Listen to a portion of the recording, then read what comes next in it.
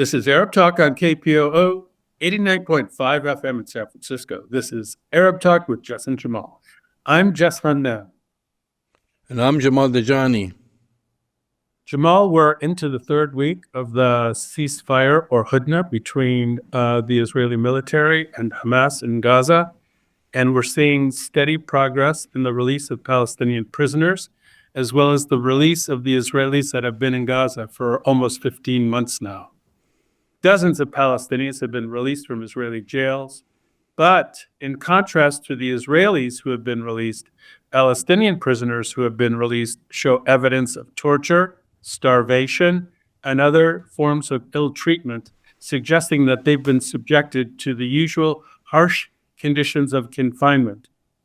In addition, Palestinians returning to Gaza in the north, so-called home in the north, have been facing the realities of absolute and catastrophic destruction and have had to dig out their loved ones from beneath the rubble, which is sure to increase the overall devastating toll of death and destruction in this genocide. And lastly, we have to give the Trump administration credit when credit is due.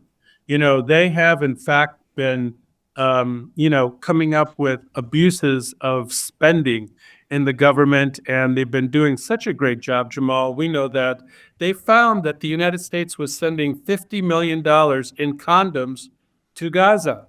And they made a big stink about this. They're saying absolutely will not send $50 million to worth of condoms to Gaza. This was a hilarious, degrading, absolutely bizarre story, which we will, touch on, obviously, to show the idiocy and hypocrisy of the Trump administration. But before we get to all those stories, Jamal, we're going to watch a really great interview that you did with the Jewish Israeli activist Ronnie Barkan discussing Europe's draconian measures to repress critics of Israel and critics of the genocide in Gaza. He's going to talk about how some signatories to the Rome Statute are maneuvering around it to avoid arresting war criminals, Benjamin Netanyahu, Yoav Gallant, and others. It's a really great interview. Yeah, and at the same time, they're cracking down on critics of Israel. They're going after students in universities and shutting down lectures, arresting, we spoke about that briefly last week, journalist Ali Abunima in Switzerland. And so he'll be talking about this and more. Let's watch Ronnie Barkan. Israel and Palestinian armed groups led by Hamas have recently completed their much-anticipated third exchange of captives and prisoners. President Trump has been calling to expedite these exchanges, while also proposing to transfer 1.5 million Palestinians from Gaza to Jordan and Egypt. At the same time, President Trump signed an executive order to deport non-citizen college students and others who participated in pro-Palestinian protests.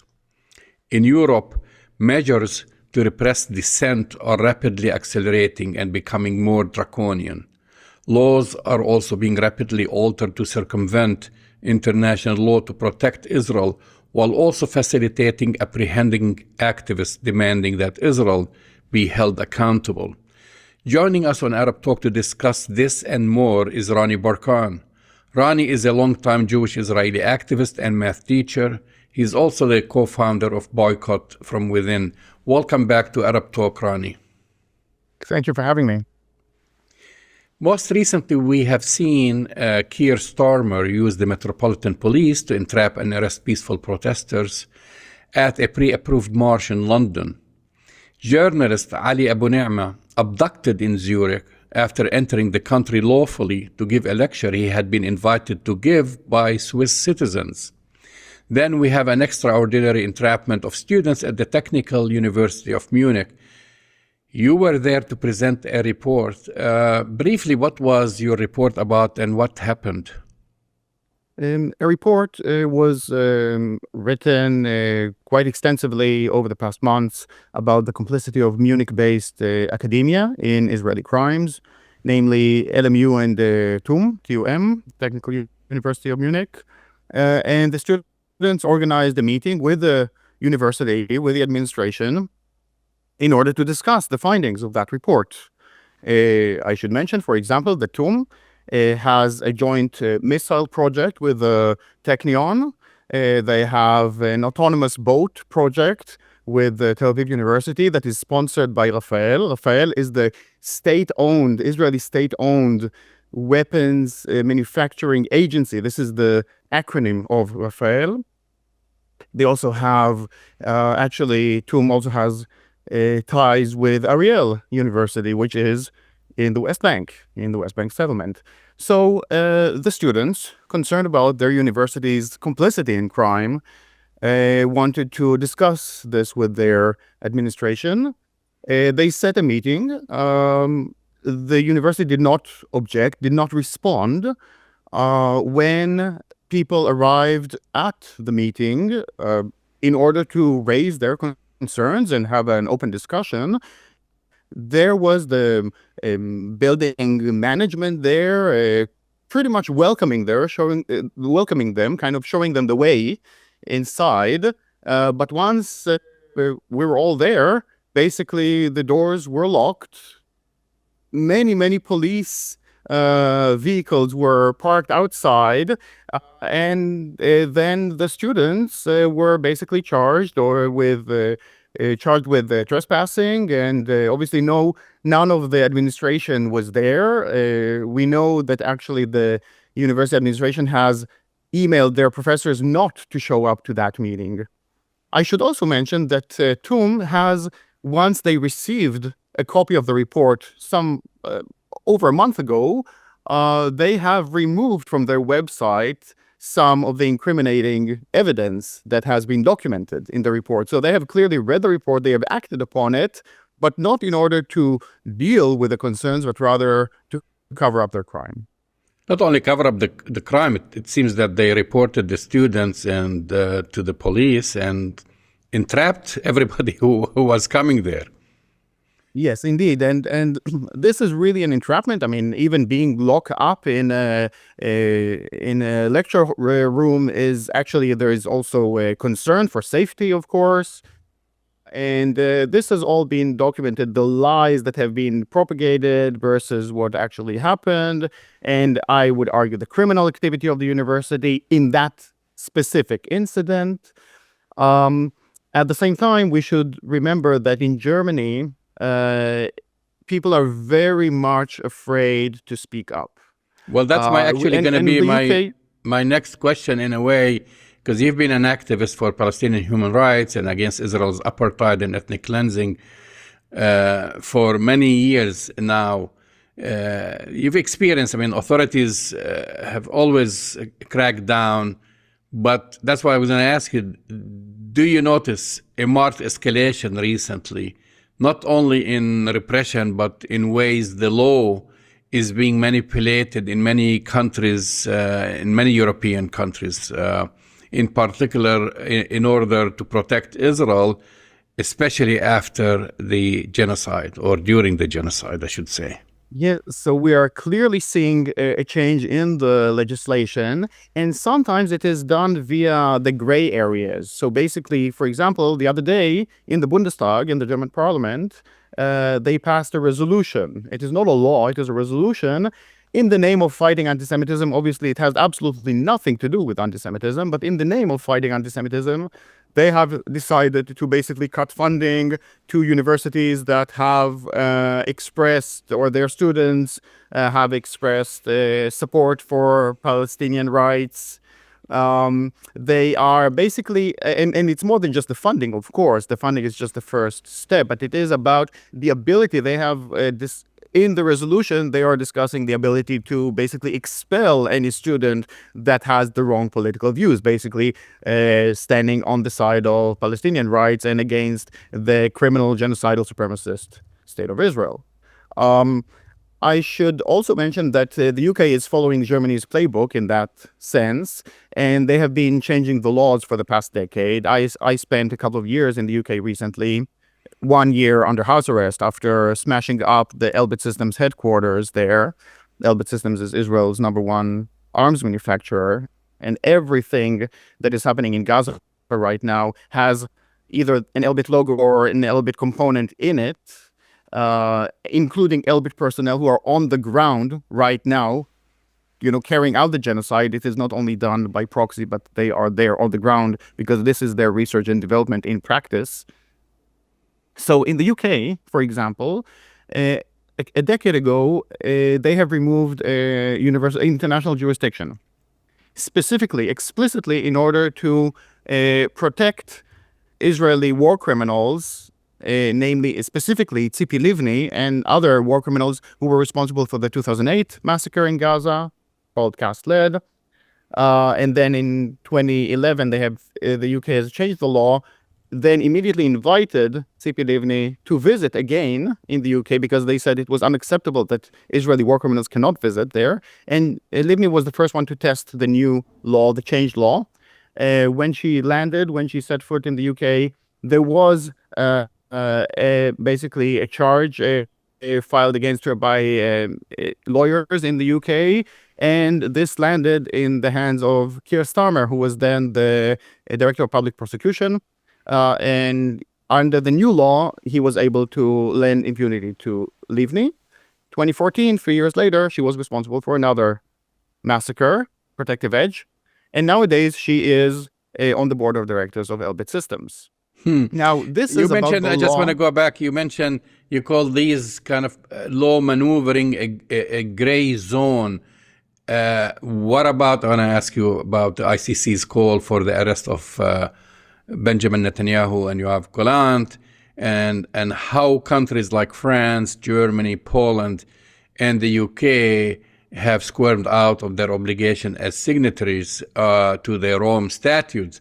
I mean, does this fall under those gray laws? I mean, you are a signatory to the Rome statutes and to the ICC, and then you say, oh, yeah, there is a warrant for, we'll arrest Bashir of Sudan if he comes to Europe. But then when Netanyahu wants to come to Poland, they'll say, well, we'll make an exception.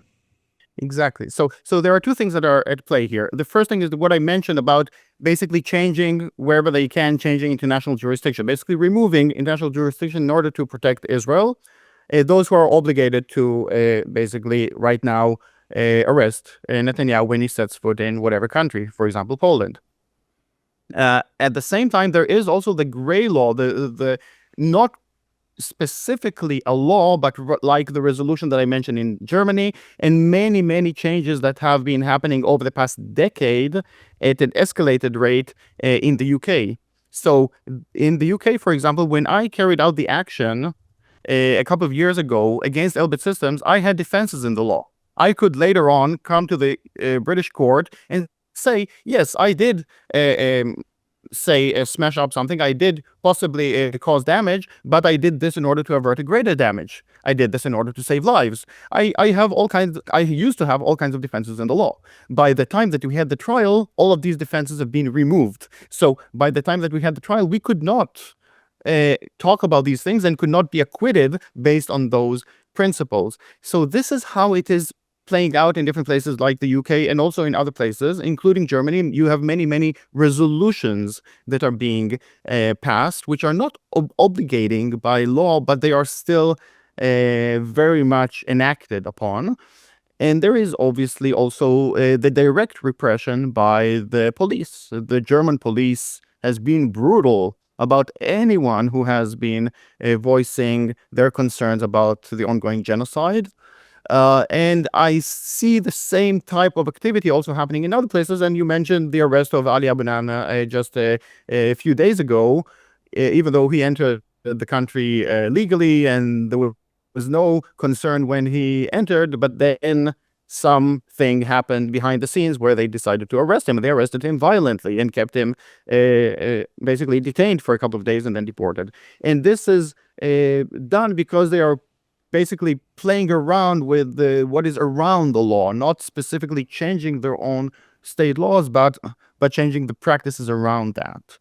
And now about the question of states saying that they will not arrest Netanyahu or similar criminals when they come to visit, even those who have not said it explicitly, they have basically turned a blind eye. There were two arrest warrants or charges filed against Yitzhak Herzog, the president of Israel, when he arrived recently in Switzerland to participate in the World Economic Forum in Davos. And the Swiss authorities basically didn't do anything about that. In Poland, there was the representative of the Israeli state who participated in the ceremony in Auschwitz. There was a charge against him. The Polish authorities didn't do anything about that. So we are seeing that they are at the moment able to basically look the other way rather than follow up on their legal obligations. Well, yet Israeli authorities have been warning its citizens. And we've seen, for example, organizations like the Hind Rajab Foundation, which has been tracking war criminals. I mean, it's not difficult to track Israeli war criminals in Gaza because they've been posting their war crimes on TikTok and Exactly. And other social media outlets. So we have the ICJ ruling and the ICC warrants, which the overwhelming majority of countries, I would say people, not governments, still pledged that they will uphold. And now we see IDF members who advertised their war crimes in Gaza being tracked by this Hind Rajab Foundation. And Israel has been warning some of its lower level, I would say, citizens. So is Israel or Israelis are running scared in spite of the support of the US and the EU, because things could change and then you'll find yourself, let's say in Italy, and you'll get arrested because there is overwhelming evidence. I mean, what's a better evidence than someone recording their own crimes on video and posting them online? Exactly. So there are two elements to that. First of all, this is the first live stream genocide. In the past, here in Germany, for example, where I'm based at the moment, they used to say that we didn't know. We didn't know what was happening. They didn't know about Namibia. They didn't know about Auschwitz. Now Germany is responsible for its third genocide. But nowadays, no one in the world, no one with access to the internet can claim that they didn't know. It is not the first technologically advanced genocide. Actually, the Nazi genocide was done with great cooperation by IBM. If people don't know, the number that my grandmother had on her arm, that was the IBM barcode. But without going into details into that, this is the first live stream genocide and the first AI run genocide where actually all is done via autonomous tools, which many of them are Elbit made. So Elbit is, there is a good reason why Elbit is a main target for those who care about Palestinian rights. Now, when this live stream genocide is happening, it is not only the victims who are documenting the crimes that are perpetrated against them, it is also the perpetrators themselves, which is mind-boggling. So the fact, on one hand, the fact that Israelis are doing this and boasting about it, and even competing among themselves, who is the worst, Nazi basically, Zionist, they're pretty much synonymous these days. This is telling us something about Israeli society and the perception of that genocide that is happening as we speak.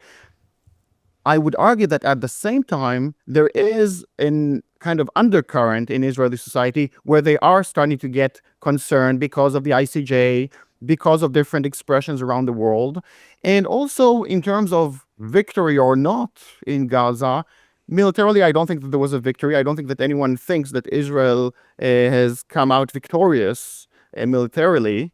They have butchered, they have slaughtered hundreds of thousands of people. The numbers are way above the official numbers. There is a massive undercount, and Ralph Nader has been talking about it for half a year now, where according to his estimates, we're talking about roughly 300,000, but hundreds of thousands of dead.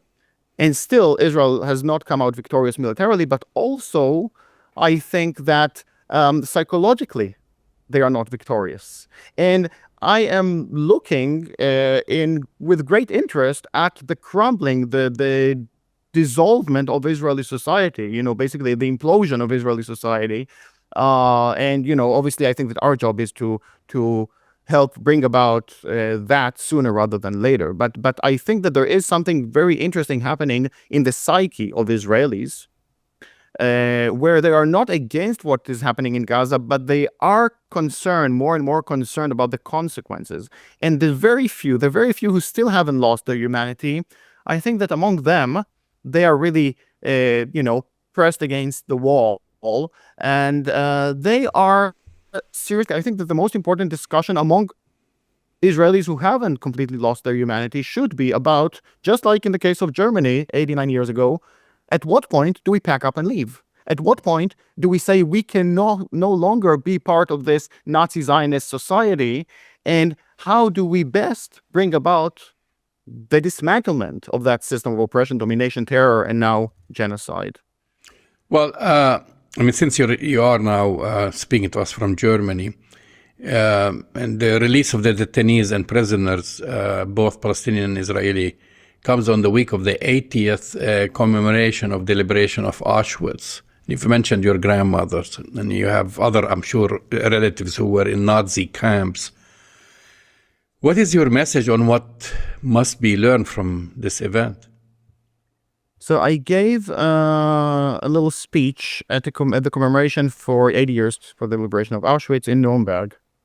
And it was very important for me to stress the importance of the struggle against Nazism, fascism, Zionism. And I put it in this context, with these wordings, and everything that I said about Nazism, I also applied towards Zionism, because I cannot not see the analogy between those. And it is very important. Look, I mentioned that I smashed up the Elbit Systems headquarters in the UK. I think that my grandmother, who was in Auschwitz, and as you mentioned, the rest of my family have all suffered under the Nazis. Obviously, most of the family has perished. Those few who survived, they all went through different horrible concentration camps and other places. My grandmother in Auschwitz, my grandfather in Dachau, and so on. I think that my grandmother would have been happy if someone would have picked up a sledgehammer and went to smash up the Degesh factory that was producing the Cyclone B gas that was used against my family in Auschwitz and the millions of people who were murdered in that way. I think that going to smash up Elbit Systems is not only comparable, Elbit is even worse because it is far more complicit, far more actively engaged in genocide than those factories who were only producing the means of destruction, because Elbit is actually actively participating in that destruction of an entire people. And also, I think that another thing that we have to understand is, just like in the case of the Nazi genocide, it is greater than the issue of Palestine and Israel. I think we are talking about a serious fundamental question about humanity, and where do we stand as human beings, and where do our elected officials and so on stand. And it is a very, very dark time for humanity these days. And I think that everything should be looked at in that context. So it's not only whether Israel has been successful or not in whatever it is trying to accomplish in Gaza, but whether we have been successful in humanity. And obviously, it seems like we have totally failed in that respect. So now President Trump is proposing to transfer Palestinians in Gaza to Jordan and Egypt. He has been praised by the likes of Ben Gvir and Smotrich. They're happy about his statement. Is he completing the founding goal of the State of Israel to cleanse indigenous Palestinians from their ancestral lands? I think this is exactly what it is about.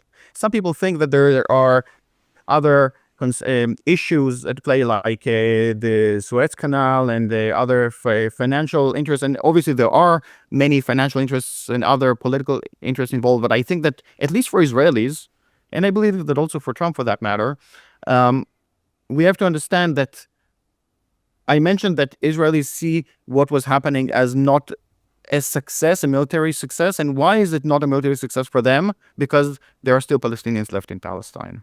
In the Israeli psyche, basically they have established in 1948 a state that is not only ultra-nationalist, militaristic, and so on.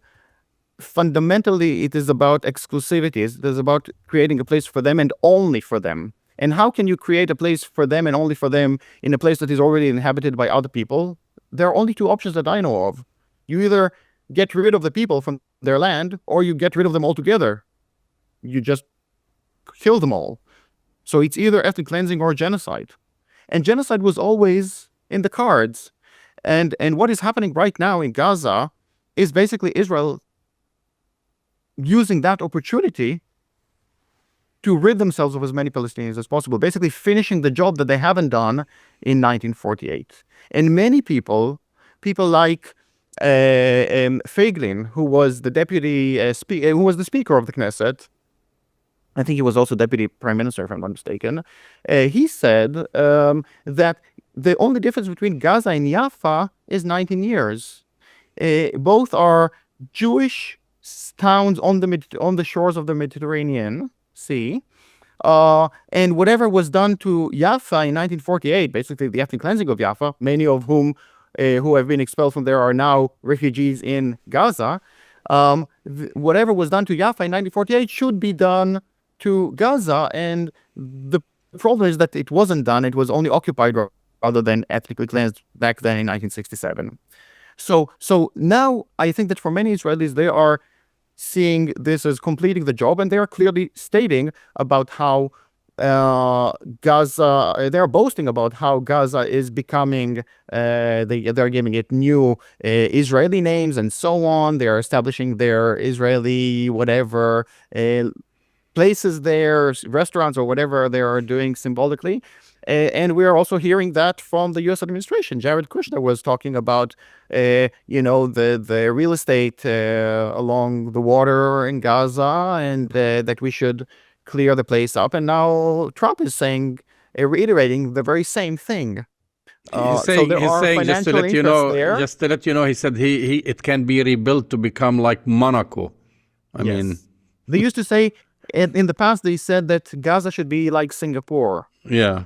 Only that without the indigenous people.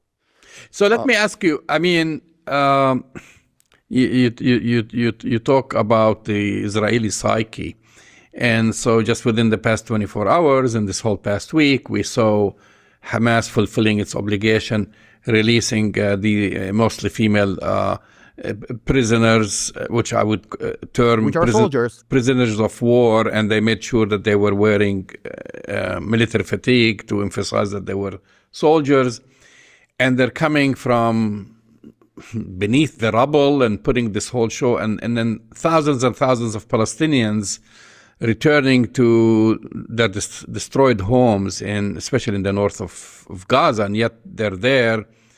And you're right. I've been watching and reading Israeli media, and they're saying that they don't feel that this was a great success, even though Netanyahu is trying to term it as a great success. And by the way, he's going to be coming in early February, I think February 7th, to the White House. He was invited. I don't know if this is like to receive the stamp of approval to continue the ethnic cleansing or what. But what does that tell you about that psyche that after 15 months of war and destruction and seeing a whole area totally destroyed, and yet they weren't able to liberate the prisoners the way they wanted to? They just had to go back to something that was presented to them on the table several months ago, and they could have saved many Palestinian lives and also saved some of the Israeli detainees there. Yes. So first of all, that within Israeli society there is this discussion about whether what they call the hostages, whether they are the most important, or actually the military operation and the rooting out of Hamas and so on, and they see basically the entirety of Gaza as being Hamas. If that is the main concern. And so there is some, basically, it is along the political divide of whether you are supporting Netanyahu or not. But actually, the whole discourse of Israelis, and unfortunately also in most parts of the world, has been about what is called the hostages, the 200 and some Israeli hostages. That is the most, beyond racist, this is the most monstrous discourse that I have heard in the past year and a half, where there are 2.3 million hostages in Gaza. Not to mention, there are also the hostages languishing in Israeli prisons, around 10,000 of them these days. But there are 2.3 million hostages in Gaza, but the world, and obviously Israelis, are only concerned about 200 of them or so. And that is really the most racist, supremacist way to look at the situation, to totally disregard over 2 million people and see them literally as being subhuman. So obviously I reject that. And the other thing about, okay, yes, I mean, when those Israeli hostages were released, we know that they could have been released, more of them, much earlier. And I think that many Israelis understand that. They understand that basically that was the only thing that they were concerned about for the past year and a half. And they didn't achieve much by waiting and waiting. They actually only lost their loved ones and so on. And also basically came out to a certain degree humiliated out of this whole ordeal, even though they have totally crushed Gaza. I mean, basically ruined and everything, leveled Gaza. Now, about the other element that we talk about, humanity, we can clearly see who is on the side of humanity here.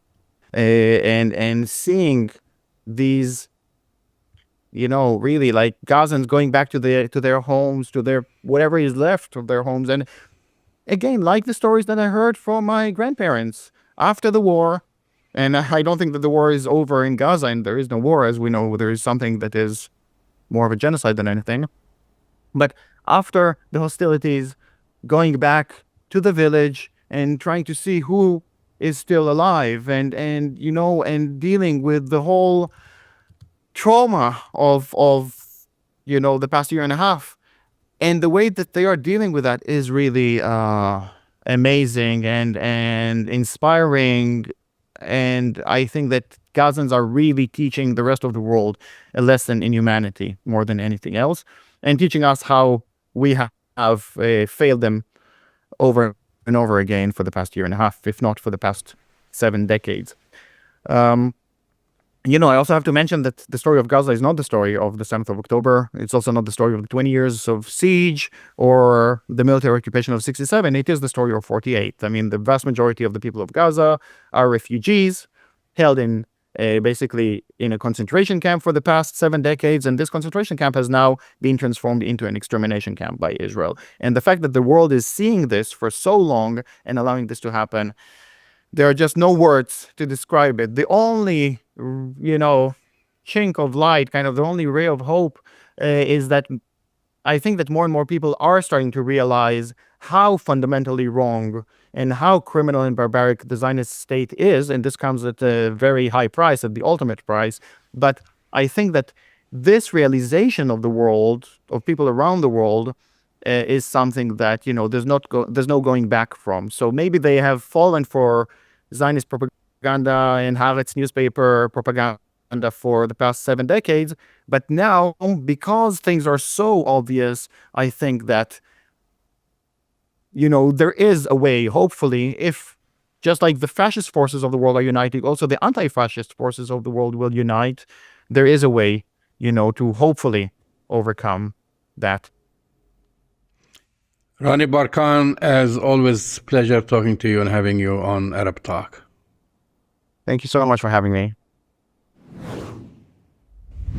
That's the voice in the face of Jewish Israeli activist Ronnie Barkan discussing Europe's dramatic shift to the right by basically arresting, oppressing, and criticizing critics of Israeli genocide in Gaza and other repressive tactics that the Israelis are using throughout historic Palestine. I mean, Jamal, it's a very compelling story. It dovetails with the shift in the right that we're seeing just globally in Europe and in other places. But it speaks to kind of a rise of right-wing extremism globally right now. It's a pretty disturbing story. It is. And just actually a couple of days ago in Germany, they canceled the lecture of the Palestine rapporteur for human rights. I mean, this is a United Nations official. And of course, Ronnie shared his own experience. And again, he's an activist, Jewish Israeli activist, and he was reporting on the devastation in Gaza and on the basically the weapons companies, Elbit and other companies participation in the genocide. And then they were set up. The university kind of like didn't respond. They had the hall for them to go, for the students to gather, Jess. And they went there, and then they called basically the police on them after kind of like it's basically was entrapment. Yeah. Anyway, moving on to our first story, Jess. Dozens of Palestinians released from Israeli jails. We've been watching these exchanges show signs of torture and starvation.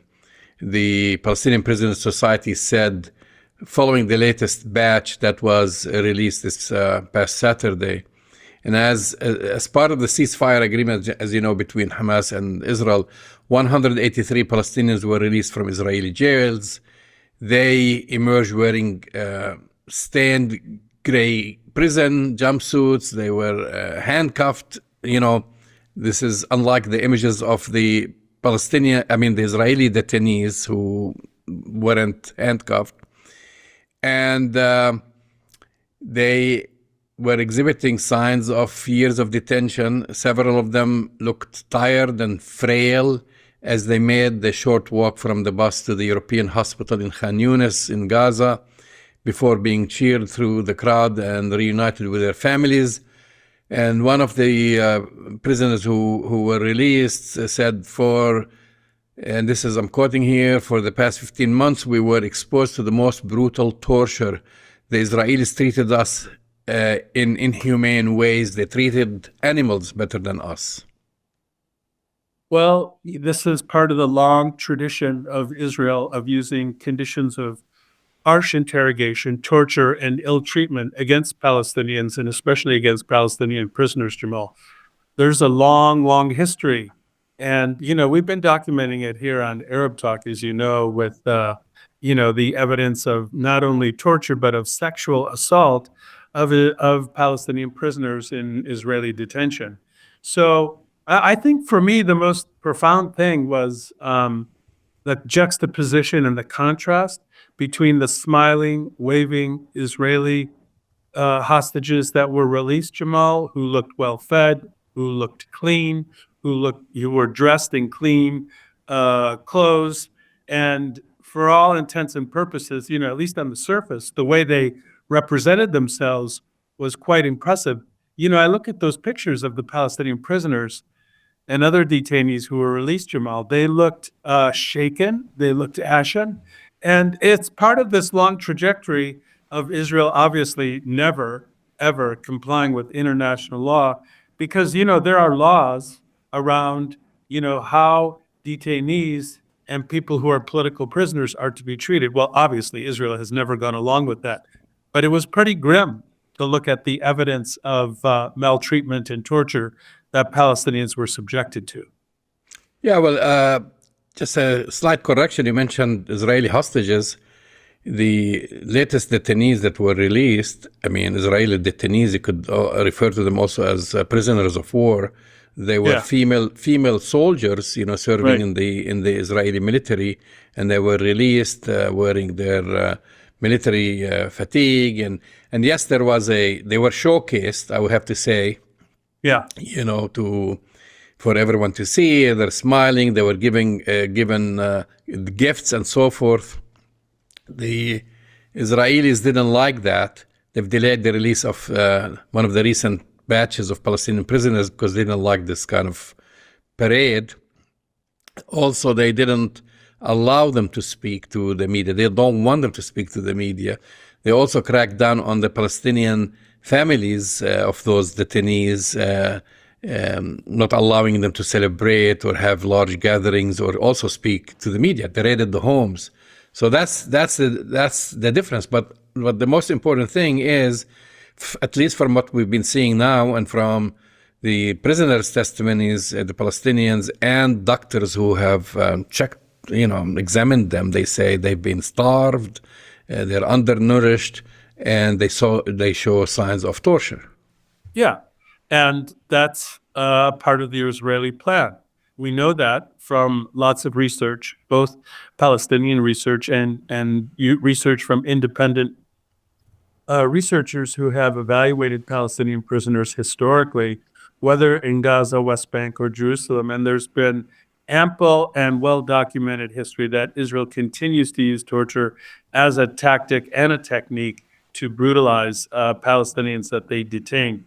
I mean, this release of Palestinian prisoners, Jamal, I mean, we spoke about this last week. They've been released, but, the families have been told not to celebrate. The families have been told not to make a big deal out of the release of these Palestinian prisoners. And the prisoners themselves have been told not to say anything. So it appears that there's an attempt to squelch and to keep quiet any evidence of this torture, any evidence of these harsh conditions of confinement. Israel continues to want to make it hush-hush. I forgot to mention, actually, many of these prisoners they had bracelets, those kind of hospital kind of bracelets. Not tracking bracelets, no. They're just like the ones that when you release somebody from hospitals, but they had messages on them like, Israel will always win a war, and kind of like threats. They had these threatening messages on these bracelets. I don't have the exact quotes from them, but it was recently reported as such. And you're right. They know that there is that fear, that they'll be arrested again, because Israel will use any excuse to bring them back. And they've done that in the past. I mean, it's kind of like a revolving door for the Israelis. They let Palestinian prisoners through some agreements, and later on they arrest them, and in many cases also they assassinate them. So that's the story for them. That's why their families are actually very worried, even though many of the family members, I mean, I've seen all these images of a daughter meeting her father for the very first time. Someone was like in jail for more than 20 years. She's now a young woman. She doesn't remember her father at all. I mean, this is the first time she was saying, this is the first time I feel like that I have a father, and, so you have many stories like this. The second story just is, and we watch again these images of excitement and happiness and thousands of Palestinians marching to see their homes in Northern Gaza as the Israeli military partially, I would say, withdrew from Rafah. And, aside from these images and the euphoria, those people or most of them who have been going back to what used to be their homes, they just found rubble. I mean, many of them took them hours to recognize even the streets that they lived on or the neighborhoods, and then let alone identify where the actual building withstood. And also at the same time, just medical teams have recovered dozens of remains and body parts which were transported to the Nasser and European hospitals in Khan Yunis for identification. So a lot of these people, the sad reality, they were, separated from loved ones. They didn't know if these people, they had a lot of hope that they were alive, or at least remote hope. They haven't heard from them for months. To go even looking for them, some of them found their loved ones buried beneath the rubble, and in many cases just like a skeleton or a skull or a fracture or remains of a skull. That's why they have to send them to the hospitals to conduct, I guess, DNA tests and so forth. And the media, and as the figures that we know, and they've been reported, that more than 47,000 Palestinians have been killed.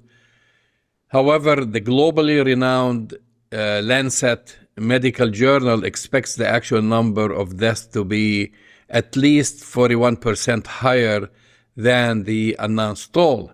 So what I'm saying here, this is the agony now. People, after, like I said, their excitement and happiness to return to where they used to live, to find out basically their homes are destroyed, and to find out that many members of their families are dead and they are just beneath those buildings. Jamal, the level of grief that one has to endure after being internally displaced multiple times over those 15 months, and then having to return to the spaces where your home used to be and to find body parts of your loved ones, is an unspeakable kind of horror that no other community, no other population in the world has had to endure. This is an unspeakable kind of horror that Israel has committed against Palestinians in Gaza, especially in the north.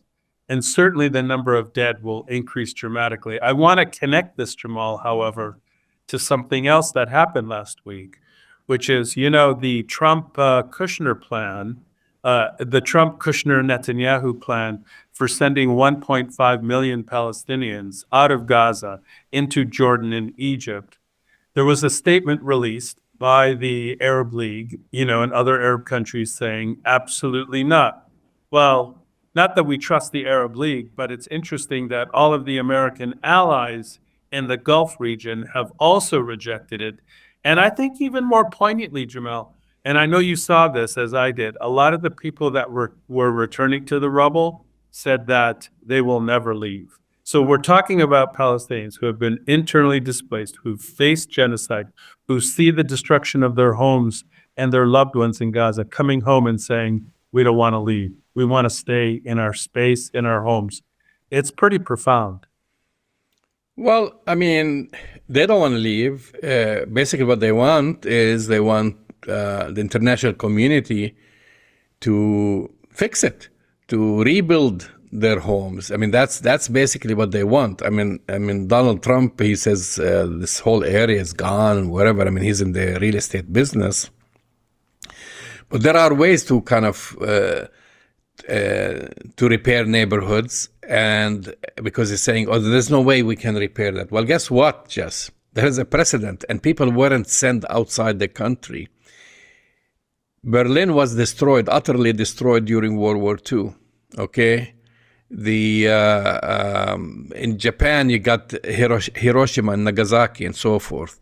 The Japanese weren't asked to send their population into China or into neighboring countries.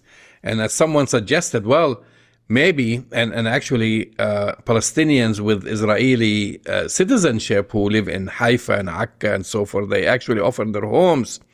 They said, well, why don't you, if you want them to move out temporary, because they're trying to say, because, once you leave Gaza, you're not going to come back. They play these games with a temporary transfer and then bringing you back. After Gaza's rebuilt, and as Trump says, it could be like Monaco or whatever. I mean, that's what he thinks, I guess, Monaco with casinos and fancy real estate and hotels and resorts. But anyway, there is a suggestion. Well, let them return to their original villages in what is now Israel proper. Maybe even if it's temporary, while you rebuild neighborhood by neighborhood. You're not going to rebuild the whole area in one, but to suggest to just send them out of the country to Jordan and to Egypt, which, by the way, both countries have rejected this. But then Trump, no, they will accept it because, sadly, I mean, this is the big question, is both Egypt and Jordan are dependent on U.S. aid. And so he assumes, because he mentioned Trump is a businessman, and he thinks that, the end of the day, he can negotiate a deal because of money, whether increasing Jordanian U.S. aid or threatening to cut their U.S. aid. We don't know, but you're right. I've seen many interviews with Palestinians said we'll live over the rubble.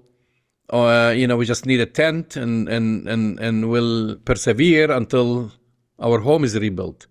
They want to stay there. That's the vast majority want to stay there. And so the only way you can do it, if Jordan and Egypt and other countries are refusing to do that, is like forcefully remove them. And that's what Israel has been doing for the past 7 decades. Right, but I want to add, Jamal, that this coming week, that war criminal Benjamin Netanyahu is set to come to Washington, D.C. to have a meeting with Donald Trump, where they will be discussing regional matters, the genocide in Gaza, and other issues.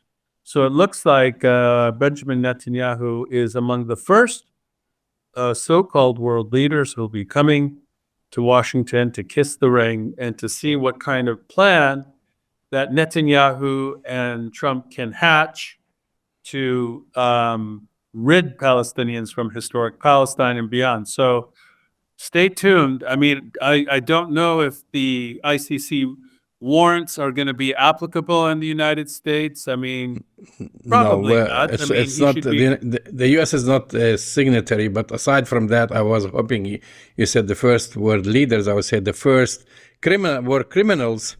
Maybe the first war criminal with an ICC warrant to come to visit the United States and go to the White House. And actually, this is a message, sadly, from President Trump and from the United States saying we don't recognize that ICC warrant.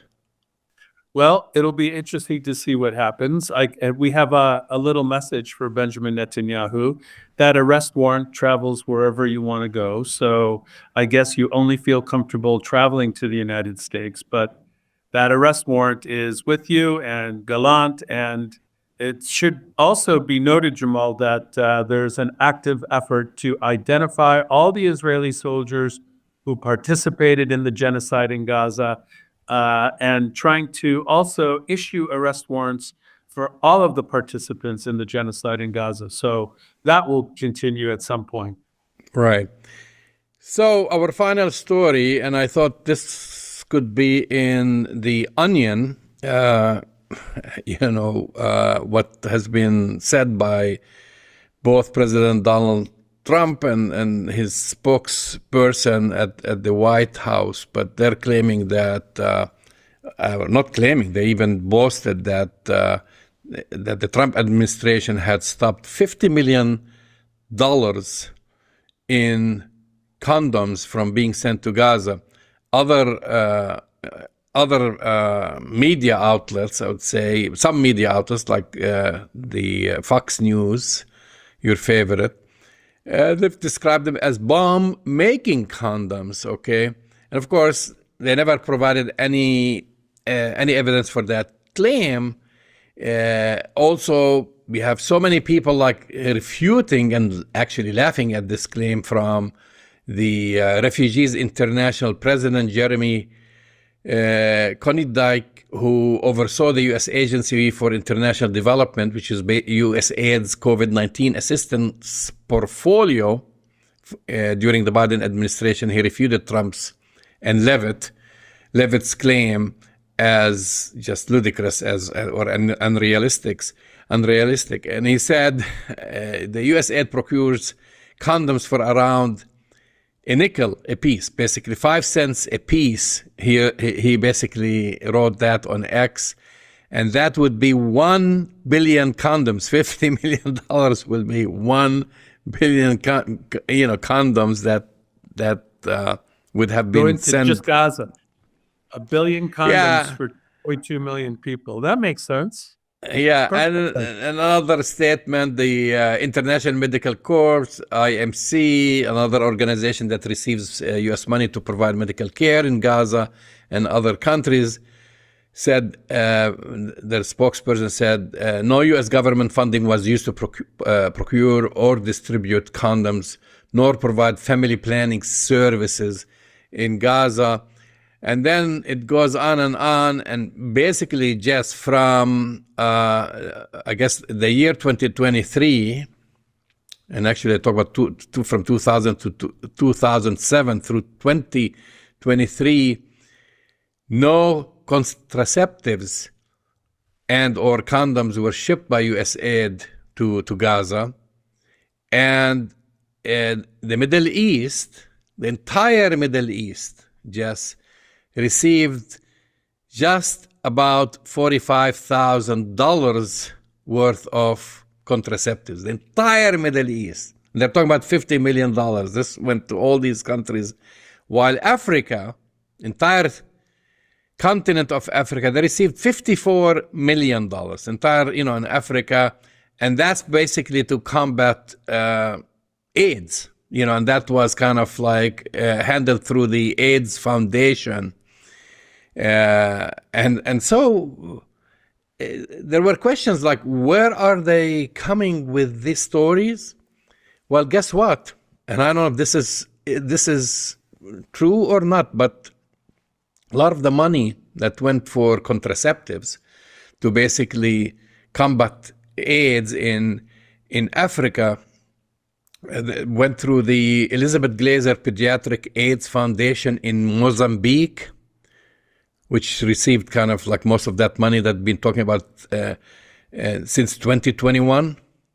And the money was assigned to reproductive health projects in two of the country's provinces. One province is called, and I hope I'm pronouncing this correctly, Imhambane, and the other province is called Gaza. Interesting. There's a Gaza in Mozambique, in Africa. So the question is, these smarty pants in the White House, they read the word Gaza. There are other places also called Gaza, and they said, we caught the Biden administration. They were going to give them $50 million, and we stopped that. And now they're so embarrassed to talk about it. But actually, this is not my research. I read this in somebody else's research about this, because I personally didn't know that there was a Gaza province in Mozambique. Well, in either case, Jamal, it's part of the overall idiocy that's going on right now within the Trump administration. We're seeing it across the board. As one of our parting shots, I want to just reference the last paragraph of the executive order that Trump issued last week, where he said in the last paragraph, anybody here in the United States who is basically advocating for Palestine or Palestinian human rights, who's here on a visa, we're coming after, basically said this in a presidential, executive order. We're coming after you, we're going to deport you, and we're going to get rid of you. So I think we all need to get our seatbelts on, Jamal, including you and me, because it's clear that part of the executive orders is to attempt to crush, suppress, and get rid of anybody who speaks up on behalf of Palestinian self-determination, human rights, or equal rights. So I think we need to get our seatbelts on, including all of the condoms that are out there circulating. So you've been listening to Arab Talk on KPOO San Francisco, 89.5 FM. Go to our website, arabtalkradio.com, to download the latest shows, and we'll talk to you next week. We'll see you next week.